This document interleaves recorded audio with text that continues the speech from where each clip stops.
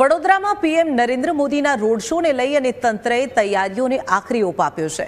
સરદાર ધામ 3ના લોકાર્પણ બાદ ગદા સર્કલથી એરપોર્ટ સુધી ભવ્ય રોડ શો યોજાશે, જેના માટે રોડની બંને બાજુ બેરિકેટિંગ અને ડિવાઈડર પર રાષ્ટ્રીય ધ્વજો લગાવી અને આકર્ષક સજાવટ કરવામાં આવી છે।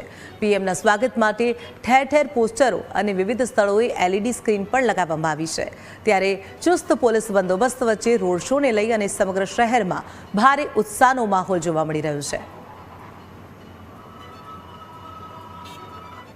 અંદર લગભગ 25 થી 30 હજાર નાગરિકો રોડ શોમાં ઉપસ્થિત રહેવાના છે અને મોદી સાહેબનું ભવ્યાતિ ભવ્ય સ્વાગત આ રોડ શોના દરમિયાન થવા જઈ રહ્યું છે।